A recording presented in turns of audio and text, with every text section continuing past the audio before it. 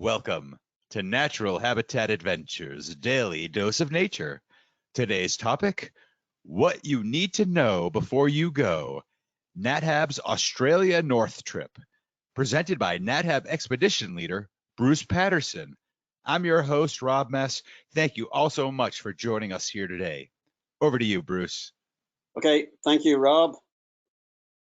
So this opening photograph is an old one I took when I was flying into Brisbane quite a few years back. Right in the center there is the city center. Now I'm just going to go escape mode so I can use a cursor here. What would I recommend? I imagine some of our guests will fly into Brisbane or into Australia quite a few days before we start the trip. If you're in Brisbane, what would I do? I would recommend a trip around the Brisbane City Botanic Gardens. That's a haven of peace and some beautiful foliage in here in the middle of the city. Also, there is basically a boardwalk the whole way around this loop of the Brisbane River, if you follow my cursor, and right out of the photograph here. Down here, you'll find there's an old power station which was decommissioned and is now basically a theater. There's a coffee bar down there. There'll be wine bars, coffee bars, restaurants all the way around here. It really is a wonderful walk. It's a place I used to go training and run down here, but my knees today say no, we're going swimming instead of running. Kangaroo Point, you can get a ferry across the Brisbane River from the city centre to Kangaroo Point. Definitely worth doing. Some nice wine bars, coffee bars, and really nice walk down here.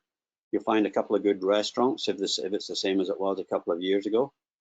I would recommend that. And if you want a good photograph of the city, this would be an ideal place to go. So there's a high point here, and it looks across this bridge to the city centre. So I've done multiple photographs across here and time lapse. Hopefully most people know what I mean by time lapse. This is a time lapse from that viewpoint.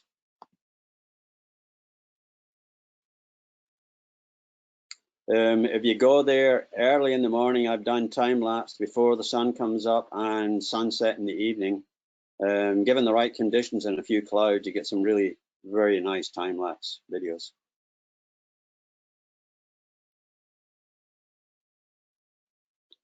So how do you do that? I have been amazed recently working with guests that didn't realize that their phone has a time-lapse mode on it. So I'm using an iPhone Pro 13 Pro, but my older iPhone has time-lapse on it as well. And what I do simply is to set it up in this small tripod. It's a GorillaPod, and it has a mount on it for holding the camera, and you can fasten that onto a branch, a handrail, anything.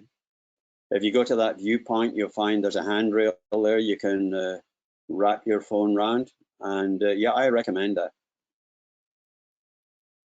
So Lady Elliot Island, we're going to fly out to Lady Elliot Island on the morning after we arrive, but that evening we will be in the Seabell Brisbane Margate Beach Hotel, that bottom arrow, the white arrow. And then in the morning, it's just a 10-minute drive up to what is a small airstrip and small aircraft out to Lady Elliot Island, probably an hour and a half or thereabouts, depending on what route the pilot takes. Being a small plane, there's a weight limit, so you can leave the majority of your luggage in the hotel, and we'll pick that up on the way back. What I'm doing is I'm taking that small Patagonia bag there. It's basically a duffel bag. I would recommend everybody takes a duffel bag for that purpose. And also a small day pack like the blue one in the photograph there, something similar. That will be useful throughout the trip, not just at this stage. So we scouted this whole route, I think it was in the early June. This is us flying out to Lady Elliot Island. You get some nice photographs. This beach, Rainbow Beach, is a very well-known beach in Queensland because you can drive the whole length of it. In fact, in the bottom right there, you'll see two four-wheel drive vehicles heading up to the end of the beach. And on the end of the beach, what they're doing, this is the end of the beach up here in this little peninsula. There's a ferry terminal, and that takes them over to Fraser Island. So yeah, there's some really nice photographs to be had on the way out. So have your camera ready, whether it's a phone or an SLR. And I would recommend, if we fly the same route, the folks on the left-hand side are going to see what we've just been looking at, and why not help people on the right-hand side, if they hand their phones over to you and take these photographs to them, or either that or share photographs later on.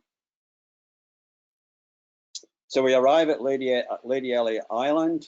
It's a very small island. You can see the accommodation and eating area there in the bottom left of the island. The white line that I've put there is delineating the area where we're doing most of the snorkeling and some really good diving. That is the outer limit for snorkeling. You won't be allowed to go any further than that, and there are boats out there monitoring what's happening, so don't be worried about. They'll soon hold you in line, hold you in check if you're going further out than they want you to. High tide, you might be able to snorkel in the lagoon area as well. Lots of interesting stuff there.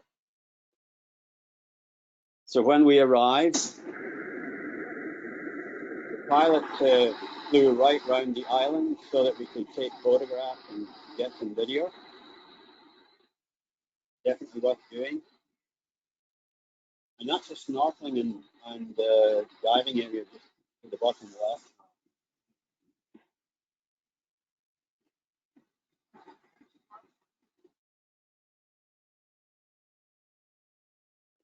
So this is one of the dining areas. It's pretty simple, basic in terms of chairs, tables, etc. We will hopefully be able just to put a few tables together so we can all eat together.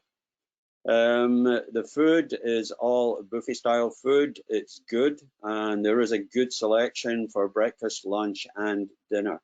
Very good salad bar for lunch and dinner. So they have a lecture theatre. I would highly recommend guests going to some of their talks, and particular the manta ray talk, the turtle talk, sharks, whales. There's quite a variety of talks available. And on the top left there, I have a little notepad. Take a notepad with you because you're going to get some very interesting information. I believe that skeleton was a melon-headed whale or a short-finned pilot whale.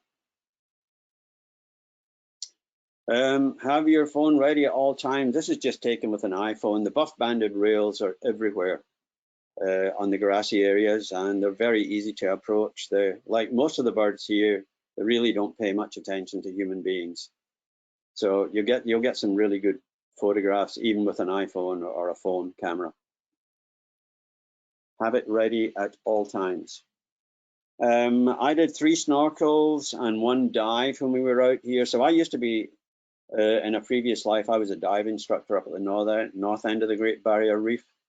So I did 1 dive. Unfortunately, in that day, the water, there was quite a lot of particulate matter, which is not the norm for Lady Elliot Island. Normally, the visibility is very good. In fact, some of my friends were out there last week, and they said they had a great time. They were there for a week, and they said the visibility was good all the time. So they were both snorkeling and diving and saw lots of mantas. Yeah, as I said before, go to that manta talk. They are fascinating creatures. Okay, so what camera gear? When we were scouting, I took my SLR and a 100-400 lens. So this photograph is taken with a 100-400 lens and it's cropped. I won't be taking that gear when I'm guiding. That's not what I'm there for. But this animal, this bird, the white-bellied sea eagle, they're a pretty common bird on the east coast of Australia. It snatched a fish, and what I reckon it was doing was it was showing off to its partner what an efficient hunter it was. Because this pair of eagles, they flew around for probably 10 minutes. We watched them just doing synchronous flying. And the eagle in the bottom is the one that has the fish. You can just see the fish tail hanging below the eagle there. So, yeah, ideally, you're not going to get this with a phone. If you've got a longer lens and SLR body, then take them. Just be aware of the weight limit of 33 pounds, although I think if you take 35 or 36 pounds, they're not going to make an issue out of that. Noddy terns in June were everywhere. There were probably 500 noddy terns for every human being that was on the island. They were roosting in every piece of foliage on the island. It was just wonderful to watch them. And they go out and they feed out in the lagoon. There's an abundance of food for them there. The bird population varies throughout the year depending on what season you're there. Again, photograph taken simply with my phone. A red-tailed tropic bird just resting. The birds here, for anyone that's been out to an isolated or a remote reef, you've probably had the likes of boobies or terns that will roost in the boat overnight, and you can walk right up to them and they just don't pay any attention to you. They have no reason to fear humans. And this is the case here. I was probably about, I would say, 6 feet away when I took this photograph. It does require you to move slowly and carefully and respect the bird, but if you do that, then they really won't pay any attention to you. And this is a younger bird, same species, a juvenile red-tailed tropic bird, which is just a couple of yards away from the other one. So on the island, in the evening, put a sweater on, maybe even a fleece, and walk out to the old lighthouse. And on most evenings, weather permitting, they set up a little bar out here and you can have a sunset drink. Now note that I said put on a sweater and perhaps a fleece. If you're like me, I am not a fan of cooler weather. So you'll see this young gentleman here, he's watching the sunset, he's got his drink in his hand, but he's wearing some pretty warm clothing, including a toque headwear, that is, or a beanie as they call them in Australia. I am going to take a shell with me as in the photograph, and this would probably be the only place I would ever wear it, but I would wear it. During the day, the temperature might be 70. In the evening, by this time, it might be 60, 65, and you'll have a breeze very often coming off the sea. So it's not warm, but it's definitely a wonderful thing to do, to sit there with a drink in your hand and just watch the sun go down. And this would also be a great place to do a time-lapse video. My friends that were out there last week said they had 3 days when it was there was a pretty good sea breeze going. And they said it was chilly at night, so they had to, dress up appropriately. But they said, as long as you do that, it's fine. So snorkeling, some really great snorkeling out here. Green turtles are common throughout the length of the Great Barrier Reef. We saw quite a few when we were snorkeling, and I saw quite a few when I was diving as well, the one dive I did. This is actually a screenshot from a video that I took. You can get, as long as you approach these turtles slowly and respectfully and don't try and rush things too much, you can get really quite close to them. I am using a GoPro here in an underwater housing, and I'm going to show you here shortly the setup I use. This is just a short video clip of some of the fish you'll see on the reef. These are parrotfish. There are multiple species of parrotfish in the Great Barrier Reef. And what they're doing is that they're feeding on coral polyps, but they're just biting off a whole chunk of coral. And they'll digest the soft tissue, and the rest of it gets broken down, and it results in the formation of sand caves over a long period of time. Another species of parrotfish heading off into the deep blue yonder.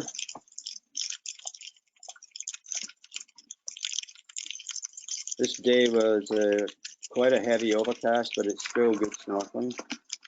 And these beautiful little fish are a kind of damselfish known as a chromis, a blue-green chromis. And as you approach them, they'll sometimes change from green to blue, or from blue to green. They're very common throughout the length of the Great Barrier Reef. So, what am I using to film and photo underwater? Just another little brief video of green turtle.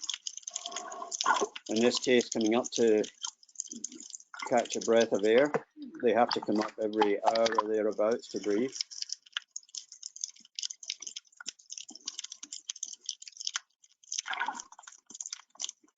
This is a larger animal. Now listen to the noise of the reef. There is a lot of noise. You can see there where I took that screenshot I showed earlier on. Now I swam along beside this animal probably for 2 minutes and it was just paying no attention to me.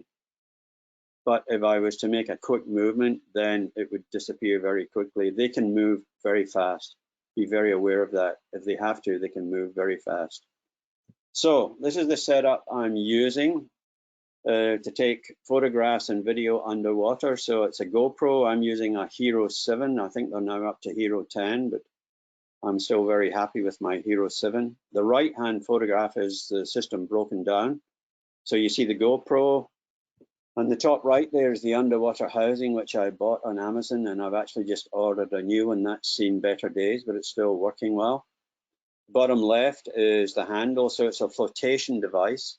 So that the GoPro attaches to that, or the GoPro housing attaches to it. And if I was to let go of the GoPro, it would simply float on surface, and the orange base there would be protruding above the surface, so it would be pretty easy to find. The bottom right, where it says gear keeper, that is an extension cord. So the piece of cord I've attached to that, I've looped that round a belt on my waist. So I'm swimming pretty much every day out in front of our house here, and I'm shooting video and just having a good time. So the gear keeper is an extension cord, and it lets me extend my arm to full length if I need to do that. And then when I pull my arm back in, the gear treater retracts. Photograph on the left is the whole thing put together. If you don't have a GoPro and you want to get some good video, I would recommend buying a GoPro and then looking for an underwater housing specific to the GoPro that you buy. Make sure it's specific to that GoPro. You can get pretty much all of this stuff on Amazon, but I would rather go and help out some shopkeeper somewhere and buy it from a store if I can. So water temperature, I am not a fan of cooler waters, especially when I'm in there for an hour, which we were doing. We did 3 snorkels. I think we did about an hour each time. The first snorkel we did, the dive shop on the island gave us a shorty wetsuit, a 3mm wetsuit. They gave us a mask and a snorkel and a pair of fins. Now, for me, that wasn't sufficient to stay warm for an hour. If you look at the chart there, let's say mid-September, 23.5 degrees centigrade, which is going to be somewhere around maybe 72 to 74 Fahrenheit. If you're in the water for an hour and you're not really moving very much, which you don't when you're snorkeling, you don't use a lot of energy, then if you're like me, you're going to get cold. So what I did, I bought in the bottom right-hand corner there, that's a hood that I bought from the dive shop on the island, and it's a shark skin, which is a brand, an Australian brand name. They make very good quality product, and that made a big difference. It helped me to stay warmer. But what I'm going to do before I go out is I'm going to buy a top similar to the one on the top left there. Again, the shark skin brand. You don't have to buy shark skin, but I would recommend that to put under the 3mm wetsuit. Definitely if you're like me and you get cold quite easily.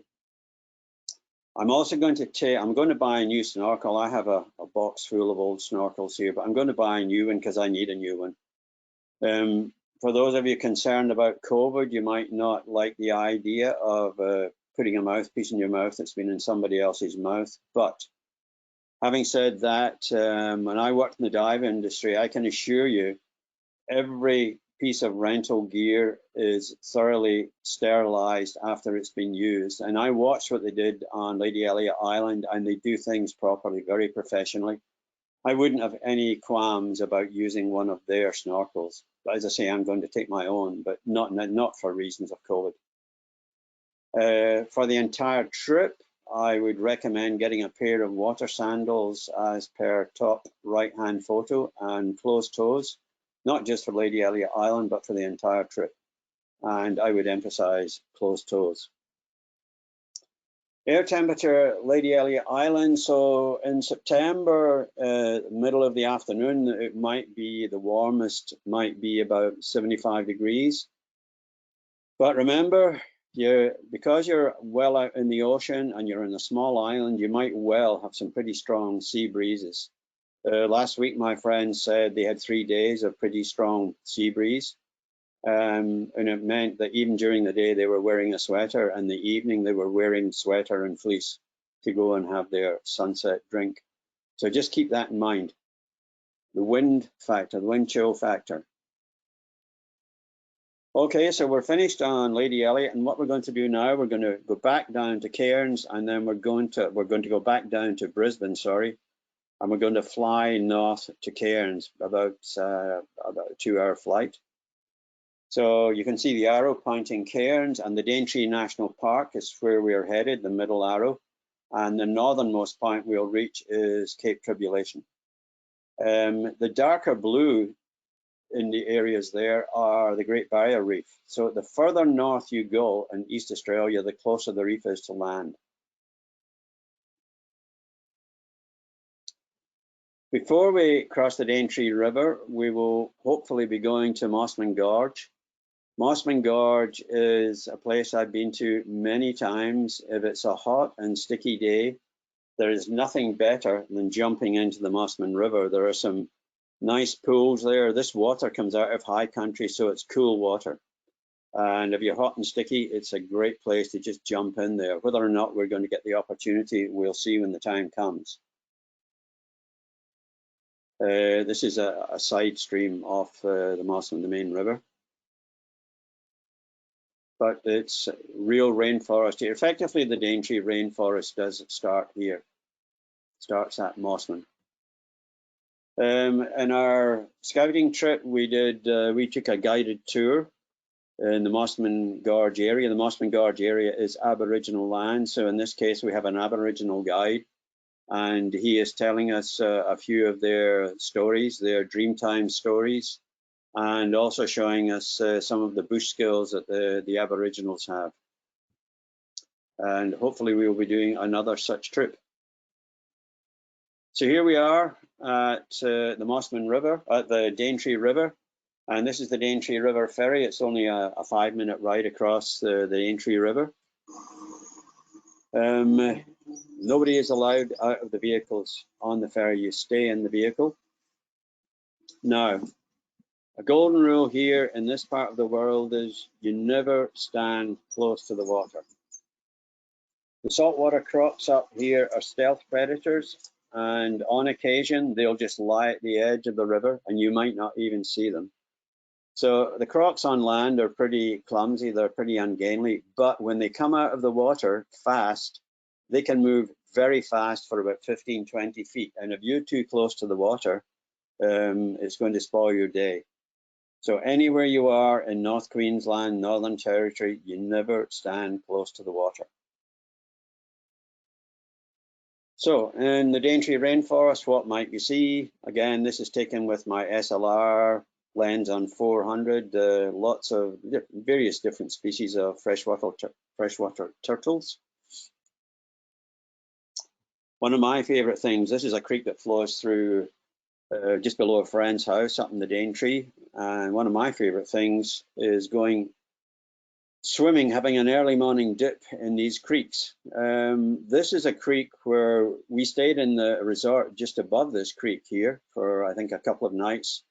And I was down here very early in the morning, about 5:30, 6 o'clock, going for a morning swim. Now I know these creeks are safe in terms of crocodiles. Some of them are not. These creeks are, because it's coming out of high country, the water's cool, you're not going to get saltwater crocs in here. So if by any chance we get the opportunity to go for an early morning swim or an evening swim in the creek, I would recommend it because there's some pretty neat fish life, freshwater turtles, and maybe even a large eel. So bring a pair of swim goggles with you. Definitely a good idea. I love doing this. Victoria's riflebird. Queensland, Australia in general, is a birder's paradise. This I took with my SLR, but the lens is only set in about 200, so this bird was very close, and I'm sure I would have got the same shot using my iPhone. So as I've said before, have your iPhone or your camera ready at all times. There are several boardwalk opportunities in the Daintree rainforest. They've been upgraded a few years ago, and they really are excellent. We're going to have a professional guide with us, James. James is a fount of knowledge. This is his homeland. He's been here all his life. He is a tremendous character. And I challenge any guest to ask James a question about the rainforest that he can't answer. The boardwalks, the foot area, the footpad area is actually built with recycled plastic. So that was great to see, great to hear. So there's a challenge for you all. See if you can catch James out with a question about the rainforest.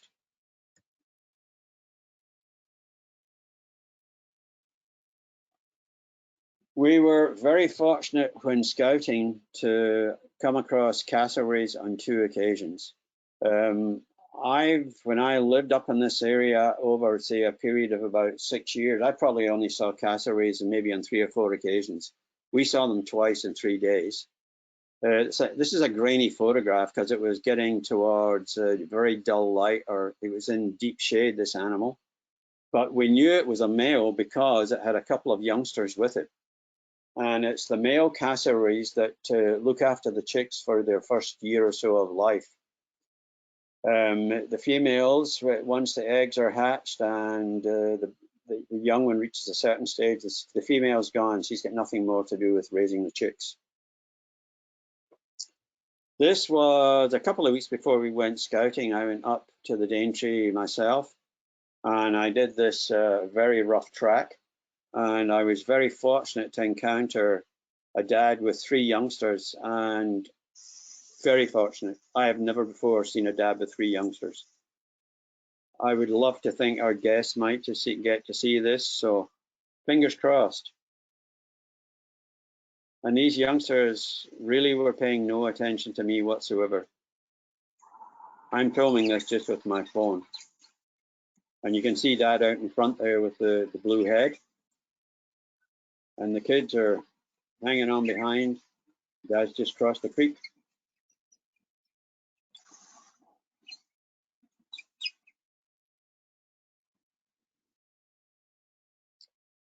Again, for birders, this is a paradise. It really is. There are 2 species of kookaburra. There's the laughing kookaburra and the blue-winged kookaburra.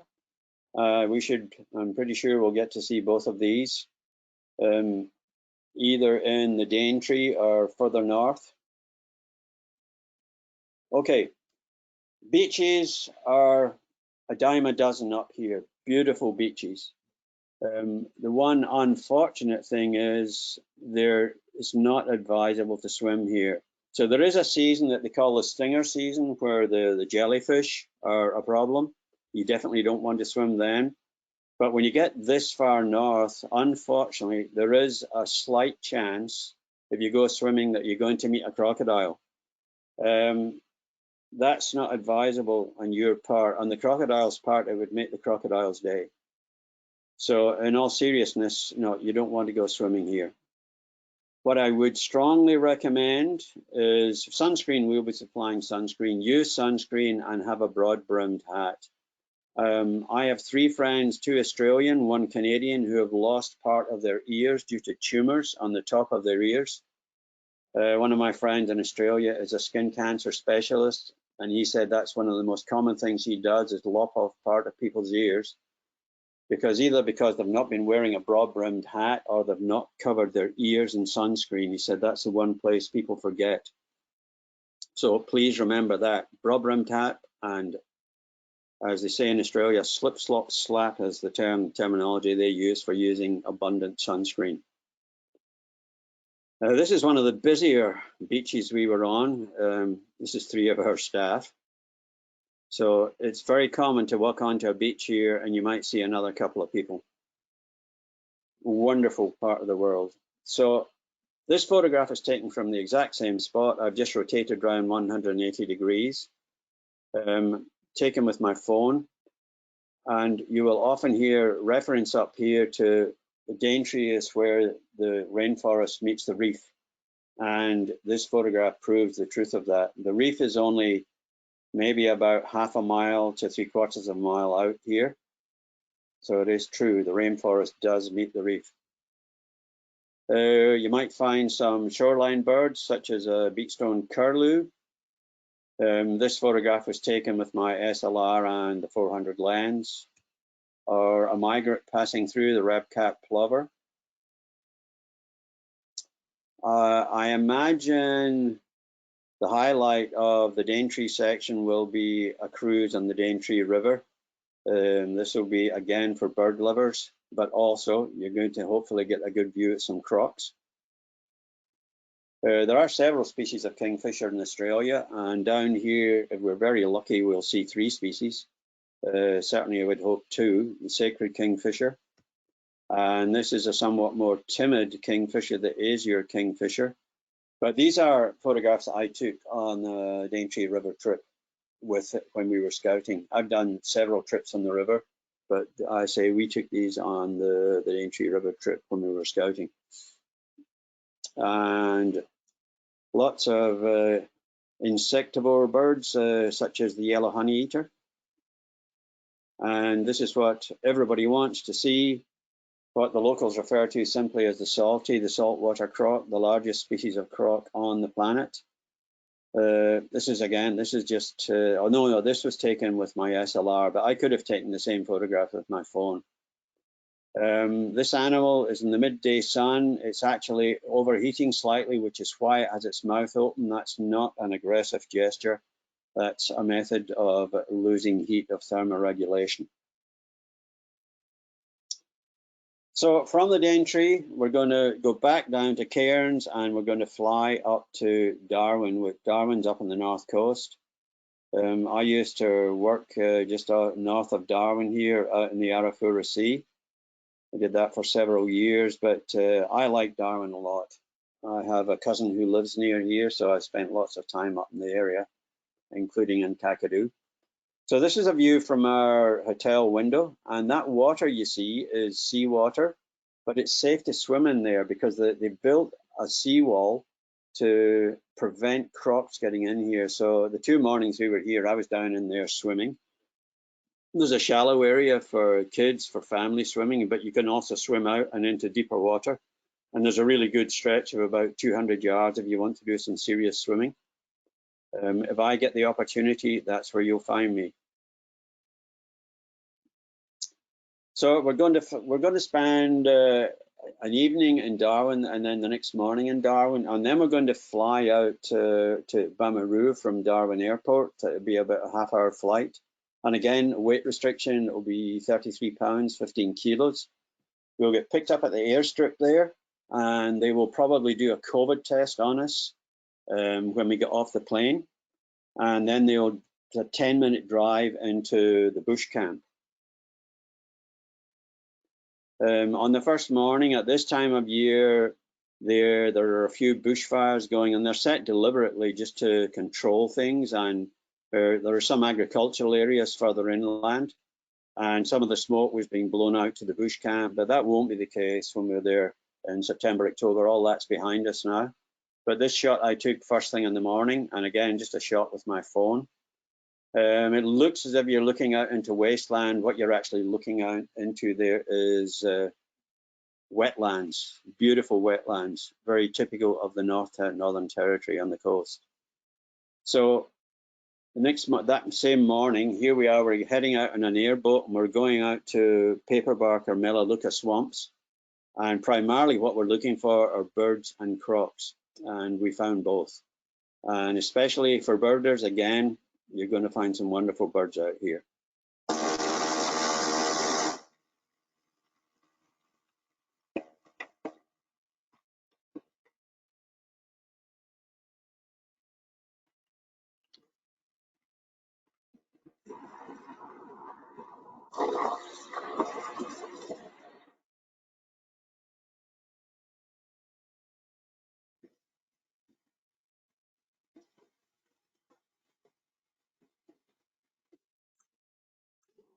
So this is a paperbark or Melaleuca swamp, and you'll see there are two water buffalo in there, species that was introduced in the 19th century as work animals.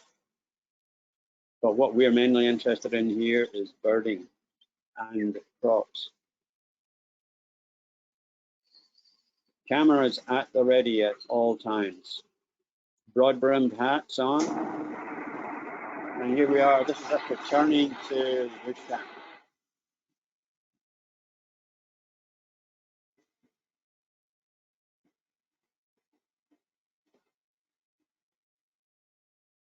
So when we arrive there, they'll give us a talk, and part of that talk will be safety, and they will be saying what I've already said: never stand close to the water here.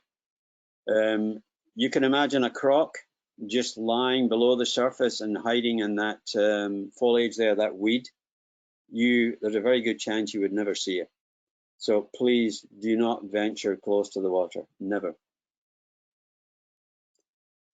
This is a water buffalo with a calf, and that calf would be ideal prey for a large saltwater croc.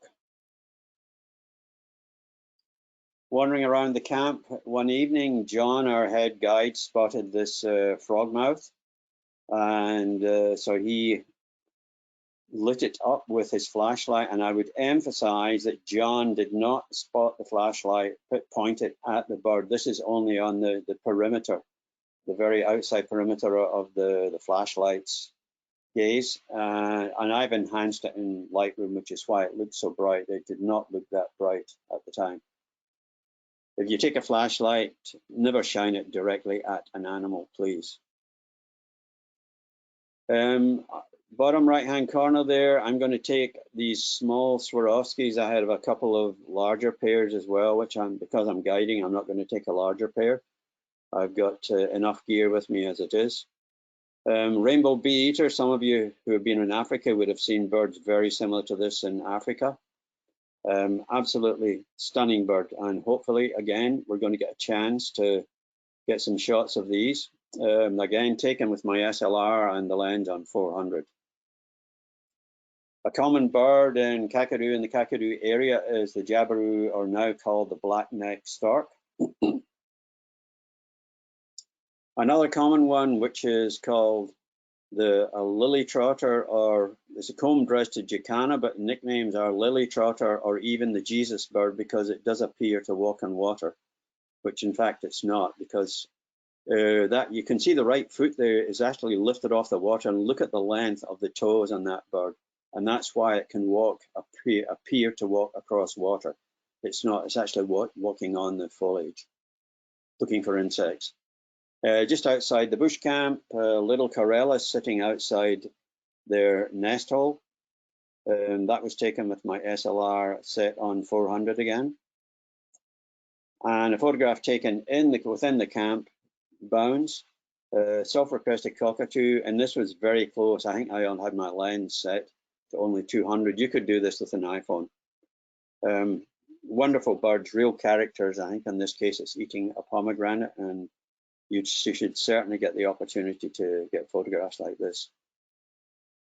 White-bellied sea eagles, a common coastal bird on the East Coast and Northern Territory, and we should get a chance to see some of these. They're about the same size as a bald eagle or a gold eagle, and they're primarily fish hunters. This, you'll see an abundance of agile wallabies around a bush camp. In this case, it's a mom with what the Australians term a joey, or a young wallaby, which is pushing its luck, still wanting to live in mum's pouch, but that's quite a load for mum to be hopping around with. That youngster will be out on its own pretty soon. Again, if you're just patient, you're going to get shots like these. Don't try and push the envelope and get too close. Let the animals come to you, or just stay quiet and move slowly, and you'll get these shots. This is a very old photograph that I took flying into Kakadu National Park. The Arnhem Escarpment is a very famous, in geological terms, geological feature in Kakadu National Park. we'll be going to be taking a flight in there and spend the day in Kakadu National Park on the eastern part of the park, and we'll be going to a renowned area, Ubir, where there are Aboriginal rock paintings, and there's some really good lookout areas looking out over the savanna and wetlands. Again, these are my photographs from quite a few years ago. They're actually scanned prints, so they're pretty grainy. But I think on this trip, or maybe not on this trip, but one trip, we went in for 1 week. We had a big four-wheel drive. We went in for a week and we stayed for 3 weeks. The Kakadu is such a fabulous place. On the East Alligator River, emphasize again, don't go anywhere near the water. Yeah, we'll be having an Aboriginal guide showing us around the Ubir area, the rock paintings, and then we'll be doing a cruise on the East Alligator River. The East Alligator River is renowned for big crocs. I've seen crocs on the rivers up here, which are 6+ meters up to about 6.3 meters. So that's 20 feet long, and they would weigh over a ton. An animal to be respected. This is just beside the bush camp. None of our guests will be doing this, I hope, but you will probably see this happen. They'll come in here later on in the afternoon, they'll just roll around, and this cools them down, gets rid of some of the bugs. So what am I going to take, and what would I recommend? Right, the top left is a good flashlight. The middle photograph on the top is the footwear I'll be taking, plus the water sandals. So on the middle photograph on the left-hand side are lightweight hikers. I don't really think you'll need these for our trip, but I'm going to be doing stuff out with our trips as well, so that's why I'm showing you these. In the middle are a pair of what you would call in North America flip-flops. The Aussies call them thongs. On the right, I will definitely be using these on the trip. These are a pair, I think they're Merrells I have. I have an old pair of water sandals. I'm going out this afternoon to buy a new pair. Definitely recommend them, closed toes for the whole trip. Bottom left, just a reminder, some warmer clothing for Lady Elliot Island. On the bottom right, sun shirts. Now, it's not just any long sleeve shirt. These sun shirts are specifically for blocking ultraviolet light. So you buy a real sun shirt, you'll see them, they're rated, for example, UPF 50, UPF meaning ultraviolet protection factor, which is the same thing you will see on a bottle of sunscreen, UPF 30 or UPF 50. I would definitely recommend a sun shirt with long sleeves, dual function then. It will protect you from the sun and it will protect you from bugs as well. Now, the time of year we're there, bugs shouldn't be too bad at all. There will be some mosquitoes in the Daintree, possibly up in Bamaru, but more in the Daintree. So definitely would recommend sun shirt. And for those of you who want to just keep an eye on the weather before you head out there, this is the best site. It's the government, the Bureau of Meteorology website, known to the Aussies as the bomb site. And that's the link there. I would imagine some of you have a concern about this. Before you go, long before you go, have a look at the Australian government website and see what their requirements are. I could tell you what they are today. I was out there and I went out there, I was there from March till June. I know what they were in March. I haven't even bothered to look what they are today. I'm leaving in 2 weeks, but I'm going to get onto that Australian government website. If you just go into Australian government COVID requirements, and you'll get a lot of information there. I'm sure that you're going to have to produce documents to show that you have been boosted, you have all the vaccinations, that everything is current, up to date. So yeah, before you go, long before you go, get onto the Australian government website. Okay, ladies and gents, that's it. And I am open to questions. All right. Thank you so much. Now, before we start the question and answer session, I'd like to remind everyone that you can submit your questions via the question field in your control panel. All right, let's get to it. So would you say there is diving available for us to do during this trip?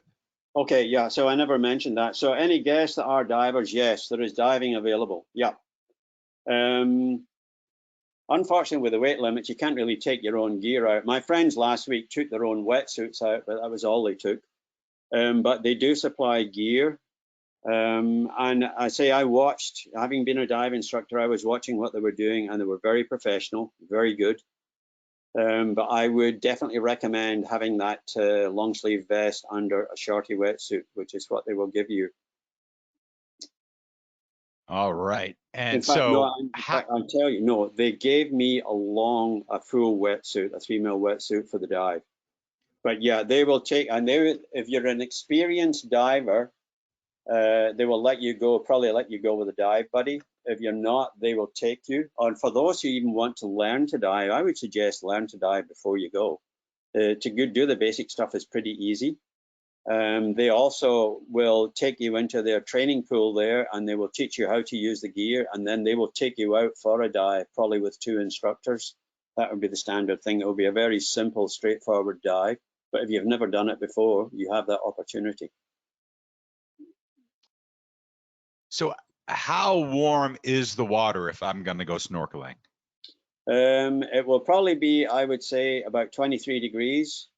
23 degrees is the water that they swim in at the Olympics. So if you're a swimmer, it's an ideal temperature for keeping you cool and not overheating. If you go into a normal swimming pool, it would probably be about 25. 23 when you're snorkeling and you're not really using a lot of energy. After an hour, if you're like me, you're cold. So again, I would definitely emphasize to get yourself a layer to go under their shorty wetsuits. Ideally, you would always want to have your own gear, but you're not going to, unless somebody wants to take a wetsuit with them, you can do that. But just remember the weight restrictions. And wetsuits are pretty bulky to be flying with. I would definitely, I asked them when I was there, I suggested to them very strongly that they get some of these tops, and they agreed with me because they said even their dive instructors, their dive people are getting cold. Even by their summer, the water's only going to be about 27, and then you can stay in the water for an hour, no problem. But if it's 23, if you're like me, you're going to get cold. But you won't get cold if you buy one of their hoods or get yourself a little hood before you go. You don't need to get a 3mm wetsuit hood, but some kind of hood and a top to go under the wetsuit. So if I'm not really much of a swimmer, is snorkeling something that I can do? Yeah, no problem at all, because when you've got that wetsuit on, you're going to be positively buoyant. So you're going to be floating on surface. You cannot sink wearing a wetsuit. And if you haven't snorkeled before, I can give you just a quick 10-minute talk on how to use a snorkel, but they also do the same thing. So snorkeling is very simple. And if you're not a swimmer, if you've never swum in your life, you're not going to sink. Guaranteed you're not going to sink wearing a wetsuit. That's good to know. So you showed a video that had some coral in it. How healthy is that coral, and how severe is the bleaching of the coral reef, or where we would go snorkeling? At the southern end of the Great Barrier Reef has been very little affected by bleaching, and that's where we are in Lady Elliot. Maybe some of you have read in the last few days about the recovery of coral. They're saying it's the best coral cover they've seen in 36 years. But then they also say, but that can change very quickly. At the start of the summer, they had some very hot weather, very warm weather. And I was actually out there at that time. I was out there with some friends, coral researchers, and some areas are very badly bleached, but we're talking about further north in the reef. So in Lady Elliot Island, the coral there is healthy. I think in one of the clips there was some damage, but that was from storm damage, and that's common. That's just natural. Once you start getting some big wave action, some of the coral that's closer to surface is going to get damaged. But if you watch a television documentary, they're invariably showing coral. It's always brightly colored. And that's not the case. In fact, not all coral is brightly colored. But the coral around Lady Elliot, yep, it's healthy. So how physical are the walks on the trip? I would say they're not at all physical.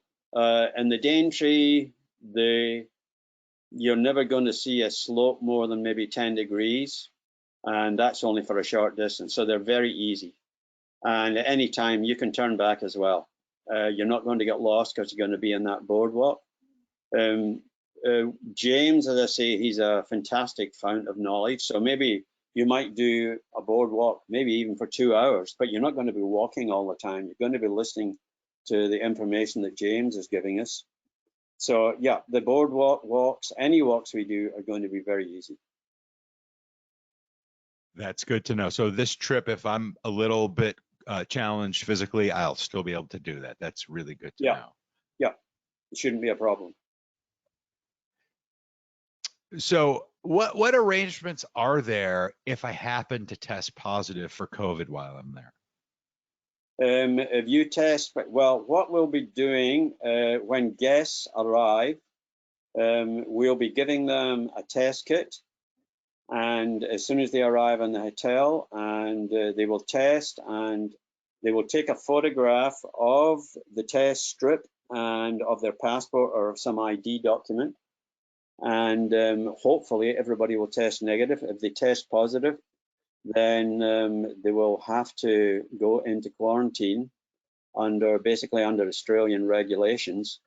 I would say it would be highly unlikely because you're going to be testing shortly before you leave home as well to get into Australia. And so you should be arriving negative. And I say the first test we are doing will just be, or maybe if you've just arrived in the country, it'll just be a few hours after you arrive. If you test positive, then unfortunately, you're going to come under Australian quarantine regulations. And that information will be relayed back to our office, and the office will then be dealing with whatever is required. As I say, when we go to Bamaroo, when we land at the airstrip there, they tested us as soon as we got off the plane. We were all negative, so there was no problem. Again, if you test positive, unfortunately, you won't be allowed into the bush camp. You'll have to go back to Darwin, and you will then come under Australian quarantine regulations. Again, that will be relayed, the information will be relayed back to the office, and they will be dealing with it thereafter. So hopefully people will have insurance for such. Hopefully nobody tests positive. There is, talking to a friend in Queensland the other day who's a doctor, and she said, yeah, there's quite a bit of COVID around there at the moment, but there's quite a bit of COVID everywhere at the moment. Great, thank you for covering that. Now, does the 33-pound luggage weight limit include your check bags and carry-on? That's basically the check bag. I would take a little day pack, and maybe with 5 pounds or something in it. I think when we went out, I think I was about 3 pounds over, and they're not bothered about. I don't think they'd be bothered about that. They just don't want people getting excessive. But obviously, it will also depend how full the flight is. But 33 pounds is, you can fit quite a bit into 33 pounds. If we're going to Lady Elliot, I would still emphasize you want a bit of warmer clothing to really enjoy it to the maximum. So would you wear shorts, or would you recommend long pants on the trip? I'm pretty sure I'll be wearing long pants in Lady Elliot Island.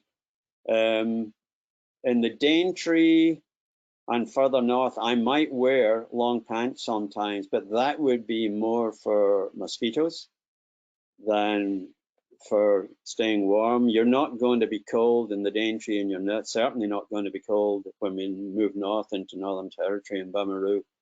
I'm going to take a pair of lightweight pants, And depending on what the mosquitoes are like in Daintree, and I don't think they'll be bad. They certainly weren't bad when we were there in June, and we're still well away from what they call the wet or the warmer weather.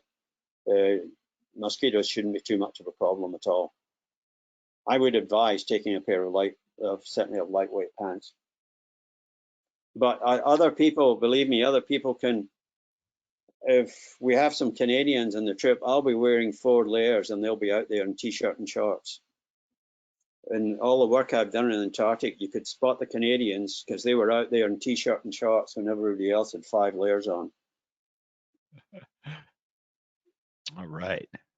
That's funny. All right. So, Can you, so if I had my own bug spray, can I bring that, or do you guys provide that? We'll be providing bug spray. In the Daintree, James was using a bug spray which was non-DEET. I personally, I prefer DEET sprays, although DEET, it's pretty nasty stuff, but it most definitely works. So I think we probably have both with us. I just led a trip in Quebec, and we were using non-DEET sprays. And for most people, they worked. One poor guest got his legs bitten pretty badly by bugs, and that was using a non-DEET spray. But yeah, we will have. I personally will have DEET spray with me, and James, I'm sure, will have his non-DEET spray. But I wouldn't get too concerned about bugs at that time of year. They weren't bad at all. But that can vary with the individual. I tend to be a bug magnet. I get very, very few bites when we were scouting, and certainly none that were of any concern. Can you repeat the link for the weather site that you mentioned for us? It is okay. Can you see it there? Yes, we've got it. It's BOM. The Aussies call it the bomb site.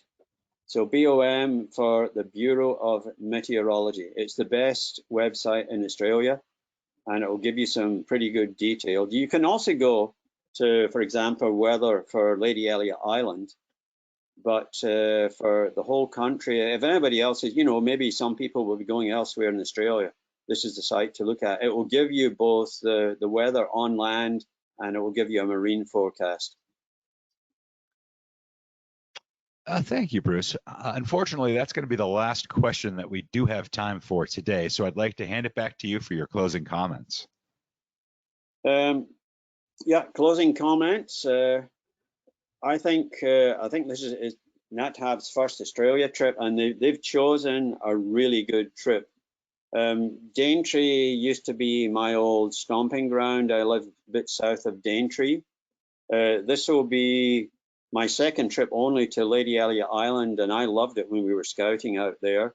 Don't pay too much attention to me talking about cold weather. I'm a complete wimp when it comes to cold weather. The hotter it is, the better. Kakadu is a fabulous place, and I suspect after the trip, when the trip ends, some of you are going to be saying, we want to see more of Kakadu. It is a magical place. As I say, the first time, or maybe the second time I went there with one of my friends, and we had a big four-wheel drive vehicle, and we said, we're going to really do Kakadu, and we went for a week, and we were there for 3 weeks. And we just slept out in the bush all the time. Not recommended. You're not really supposed to do that, but that was quite a few years back, and yeah. But we had a fantastic. Kakadu is an absolutely magical national park. It's huge. It is huge. So yeah, I think Nat Hab have chosen a great itinerary for North Australia. I cannot recommend it highly enough. And I think everybody is going to thoroughly enjoy it. Bruce, thank you so much for taking the time to present for us today. And I'd also like to thank everyone who tuned in today. If you're interested in information on how you can travel with Nat Hab, give us a call at the number on your screen or send us an email at info@nathab.com. Our adventure specialists are happy to help you out. Join us tomorrow for our next Daily Dose of Nature. You can check out this week's lineup, including registration links, on our website at nathab.com/webinars. We did record today's presentation, and we will have the replay available on our website soon. With that, I will conclude the webinar. Goodbye, everybody. We'll see you next time. Thank you, Rob.